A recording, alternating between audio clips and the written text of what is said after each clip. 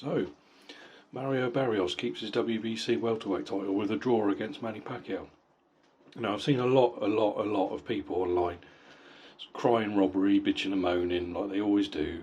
Look, I had this fight a draw. I had it 114-114, 6 rounds apiece. Although Pacquiao for the majority of the fight was busier, he was throwing more combinations, he was faster.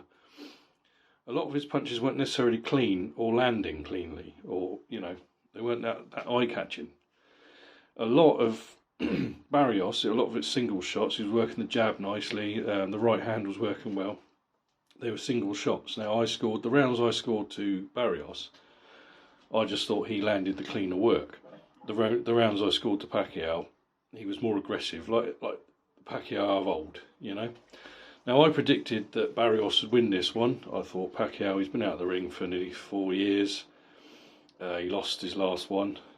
I thought, well, you know, 46 years old, he's not going to be the same. And, yeah, of course he's not the same. Of course he's not. He's a lot older. He's well past his prime, you know, from 17, 18 years ago. But it was an entertaining fight. I thoroughly enjoyed it. I enjoyed it more than I thought I would.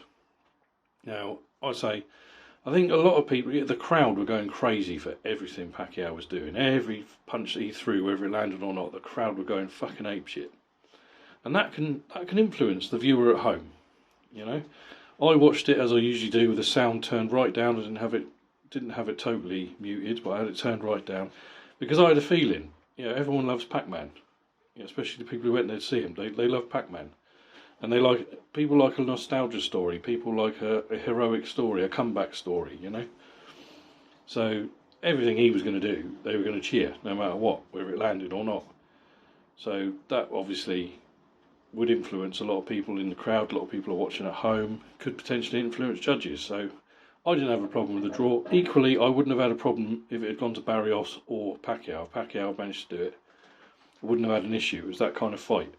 Very hard to call. Some of the rounds were very difficult to score, I found. You know, did you go for the accuracy and the clean punching of Barrios? Did you go for the volume and the aggression of Pacquiao?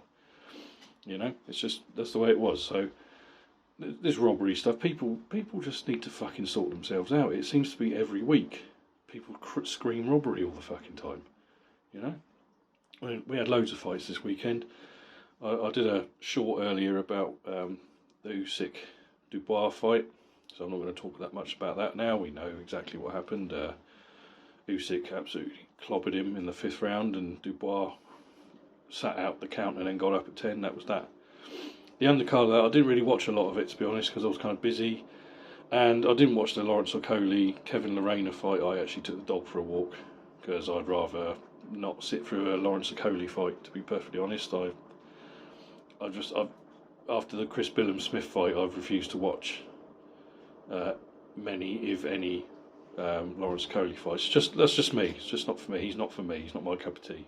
Of course, Sebastian Fundora got the TKO victory after round 7 over Tszyu to retain his WBC Light-Middleweight title. Now, I predicted Fundora would win this, but I predicted it on points. I didn't think he'd stop him or force a stoppage. Dropped Tszyu in the 1st round, the left hand. Absolutely brilliant. And he just kept up the pressure. I mean, he used those long arms, he was throwing volume, he was trapping Tszyu on the ropes. Tszyu was coming back though. He landed a couple of left hooks and straight right hands that really troubled Fundora, but Fundora was in control for most of this fight, and I don't blame Tszyu for getting out of there. You know, he'd had enough. Yeah, he took a bit of a pummeling in there.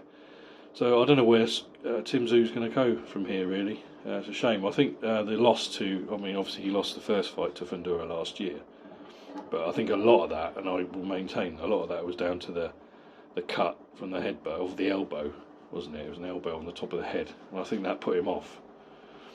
And I think he may have actually pulled it off in that one, but we'll never know. But the beating he took from Murtazaliev, I think that's done a lot of psychological and physical damage to him. And but fair play to Sebastian Fundora though, very good. Bam Rodriguez unified the WBC and WBO Super-Flyweight titles with a stoppage over Phumelela sorry if I fucked his name up, Cafu. Any South Africans watching this, I do apologise for fucking the guy's name up.